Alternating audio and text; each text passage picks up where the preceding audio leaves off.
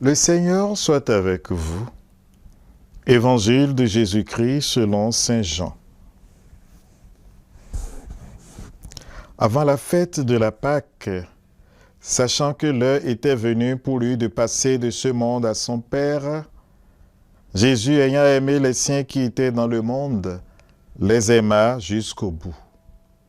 Au cours du repas, alors que le diable a déjà mis dans le cœur de Judas, fils de Simon l'Iscariote, l'intention de le livrer, Jésus, sachant que le Père a tout remis entre ses mains, qu'il est sorti de Dieu et qu'il s'en va vers Dieu, se lève de table, dépose son vêtement et prend un linge qui se noue à la ceinture.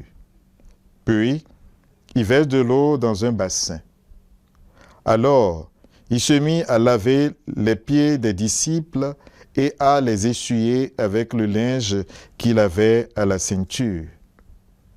Il arrive donc à Simon-Pierre, qui lui dit, « C'est toi, Seigneur, qui me laves les pieds ?»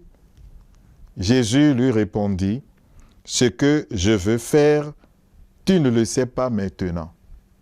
Plus tard, tu comprendras. » Pierre lui dit, « Tu ne me laveras pas les pieds. Non, jamais. » Jésus lui répondit, « Si je ne te lave pas, tu n'auras pas de part avec moi. » Simon-Pierre lui dit, « Alors, Seigneur, pas seulement les pieds, mais aussi les mains et la tête. » Jésus lui dit, « Quand on vient de prendre un bain, on n'a pas besoin de se laver sinon les pieds. On est pur tout entier. Vous-même, vous êtes purs, mais non pas tous. » Il savait bien qui allait le livrer. Et c'est pourquoi il disait, « Vous n'êtes pas tous purs. » Quand il a eu lavé les pieds, il reprit son vêtement et se remit à table et leur dit, « Comprenez-vous ce que je viens de faire pour vous? Vous m'appelez Maître et Seigneur, et vous avez raison, car vraiment je le suis. Si donc moi, le Seigneur et le Maître, je vous ai lavé les pieds, vous aussi vous devez vous laver les pieds les uns aux autres. C'est un exemple que je vous ai donné, afin que vous fassiez, vous aussi, comme j'ai fait pour vous. » Acclamons la parole de Dieu. Louange à toi, Seigneur Jésus. Fils et filles bien-aimés de Dieu, chers frères et sœurs, nous voici au jeudi saint.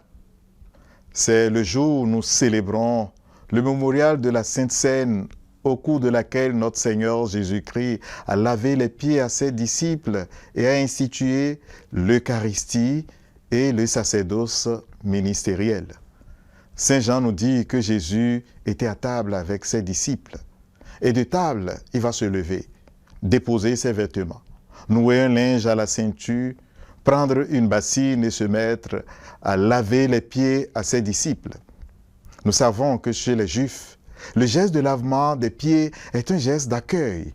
Et normalement, dans la culture juive, comme dans toutes les cultures du monde, l'accueil des convives se fait avant le repas, pas au milieu du repas. Pourquoi Jésus éprouve-t-il le besoin de ne pas poser ce geste avant, mais seulement au milieu du repas? En vérité, le banquet des noces de la création avait commencé aux premières heures de la création. Et le livre de la Genèse montre symboliquement, par l'image d'un jardin parasitiaque rempli d'arbres aux fruits savoureux, que le Seigneur avait dressé déjà la table et installé l'humanité à table pour un copieux repas de fête. Un festin dans lequel la vie de Dieu coule à profusion à travers les fruits de l'arbre de vie planté au milieu du jardin. C'est le péché qui a rendu l'homme étranger à cette table. Et Dieu choisit à nouveau d'accueillir l'homme à sa table. La situation des Israélites esclaves en Égypte, décrite dans la première lecture que nous écouterons aujourd'hui, symbolise cet état de déchéance. Pour sauver l'homme, Dieu choisit de s'abaisser jusqu'à notre niveau. C'est comme si, tout d'un coup, la table où l'humanité était réunie pour partager le repas divin s'est retrouvée sans convive. On aurait dit que Dieu s'est retrouvé seul à table. C'est alors qu'il laisse son repas et descend pour aller chercher l'homme afin de le rejoindre dans son cachot et de le sortir. Jésus dépose son vêtement, s'abaisse pour récupérer l'homme déchu. Saint Paul exprime bien cette réalité quand il écrit que de condition divine, le Christ ne retint pas jalousement le rang qu'il égalait à Dieu, mais il s'est anéanti, devenant semblable aux hommes, pour s'abaisser jusqu'à la mort de la croix. En lavant les pieds à ses disciples, il accomplit un travail réservé aux esclaves. Et cette position d'esclave anticipe celle qu'il occupera sur la croix, comprise comme le fond indespassable que l'esclave peut atteindre dans l'abîme de l'humiliation. À la lumière de sa résurrection, sa crucifixion se comprendra comme le commencement de son élévation physique vers le ciel, que viendra achever son ascension. Et ainsi, toute personne dont Jésus lave les pieds et qui est blessée reprend la dignité de l'homme renouvelée à l'image du Fils pour reprendre sa place au banquet messianique. Ainsi, son sang versé sur le bois de la croix a accompli la signification du sang de l'agneau qui marquait les portes des maisons de servitude des filles d'Israël pour les faire échapper au jugement et à la mort. C'est l'avènement d'une nouvelle création. Dans le credo, on le dira autrement, par l'expression « il est descendu aux enfers ». Le repas eucharistique est le sacrement de ce sang qui ne marque plus les portes de bois, mais imprime dans l'âme des convives du Christ le sceau qui nous fait échapper au jugement et à la mort en anticipant pour nous, dès ici-bas, le banquet des noces de l'agneau.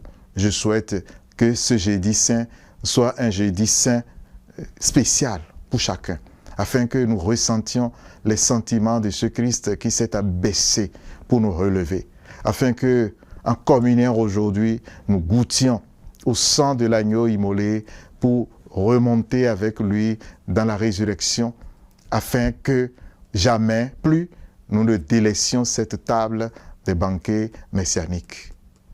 Le Seigneur soit avec vous et que Dieu Tout-Puissant vous bénisse, le Père et le Fils et le Saint-Esprit. Amen.